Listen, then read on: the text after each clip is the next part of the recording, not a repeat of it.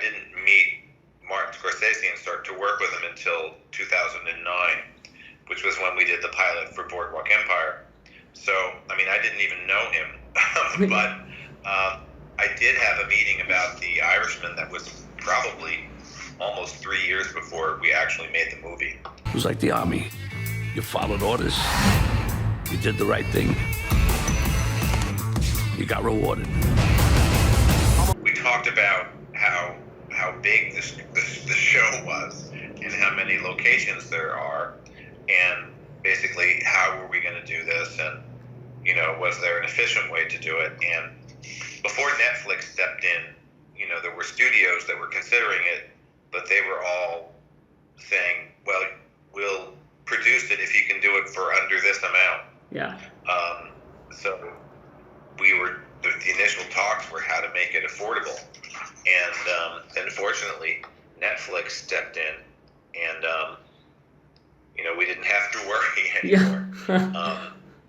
Because once they committed to do the project, they were very committed, and it was one of the rare times when they let us do our jobs without us having to defend it and say, well, I mean, not that we didn't spend money unnecessarily, but there was just a lot of stuff, and normally you're constantly going into meetings and saying, what can we cut? How can we do this cheaper? Yeah. And, we tried to be responsible, but at the same time, they knew what it was, and they just let us do it. Get a gun! Get the gun out of his hand! You always charge a guy with a gun. With a knife, you run away. So you charge with a gun, with a knife, you run. We had 295 locations, and which is a lot. Yeah. I mean, 100 would be a lot. So 3 times that is really a lot. And we built 28 sets.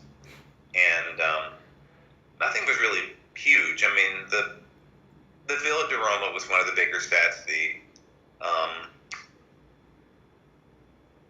Latin Casino. I keep wanting to say Copacabana when I'm saying Latin Casino. So those were bigger sets. It was more figuring out how to put the puzzle pieces together, because like a gas station, for example, you can't shoot at a contemporary gas station because the pumps are modern and everything's wrong. So you have to find buildings that you can make look like they were a gas station, and but then they have to make a schedule. So if we found a beautiful place and we say, oh, this is great, it's 45 minutes out of New York City, if there's nothing else that they can schedule for that day, if we have half a day's work at the gas station, we can't film there if they can't find something else to do for the rest of the day. Yeah. So if we needed 5 gas stations to be on camera, we had to come up with probably 10 or more options in order to sort of help them put the schedule together. Yeah. So I would say it probably took more cooperation. Back then, there was nobody in this country who didn't know who Jimmy Hoffa was.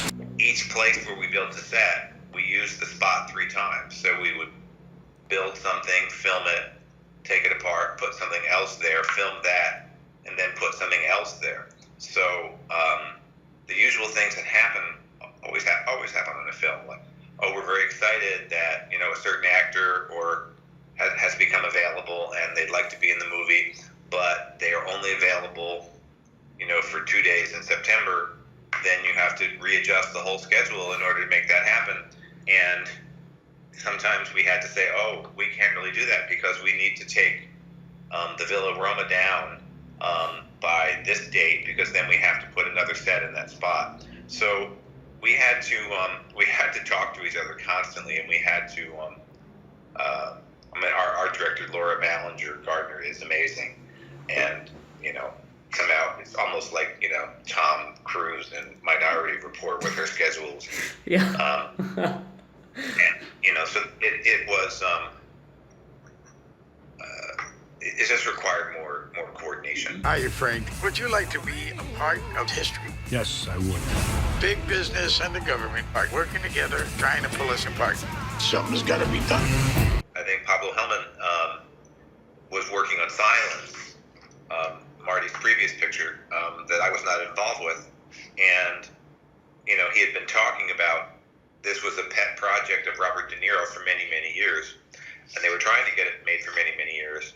And Pablo would tell you that De Niro, especially, was not interested in doing kind of visual effects that would require him to wear like little dots all over his face or have a ping pong ball glued to him or something like that. He only wanted to do it if they could come up with a way to achieve the result without inhibiting his acting. Yeah. And he did come up with this way to use 2 infrared cameras that sort of mapped the 3D information without having to glue things all over them. It's what it is. What it is. I know things they don't know I know. The other thing that you did in this movie is you blew up a lot of things. We are not used to that anymore. We are used to CGI explosions, and you blew up, particularly cabs. There were a lot of explosions. Well, we blew up certain, some of it was practical, but some of it was enhanced. So some of it was real flame, and some of it they add. So, with any of those things, it's usually good if you give them something to work with, and then they can expand it. Yeah. It works better than having them start from scratch. We decided how many cabs we needed. There weren't that many cabs. They were cloned and reproduced. So I don't know. We did a couple different drawings, and it's like, well, we could lay them out this way. They could be this close together, and then we decided how many had to be real, and they cloned the rest. It's gonna happen. Either way, he's going. I do know that it was a wonderful thing for the movie because everyone was used to Joe Pesci playing, the wild, crazy man. And in this case, he was playing, the calm, measured, it is what it is. Yeah. And I thought it was really great to see him play something so different and be so good. I was disappointed that Marty didn't win because I think he deserves it. And I think for someone who is the master filmmaker and one of, and a legend and one of the greatest directors in the history of the art form, everyone knows that he's who he is, but he's been under-recognized. Yeah. He didn't win the Oscar for Raging Bull, which is one of the most brilliant films ever. He didn't win the Oscar for Goodfellas. And the same thing with Casino. The only Oscar that he has won was for The Departed. And when you consider the number of classic films that he's made, I don't understand.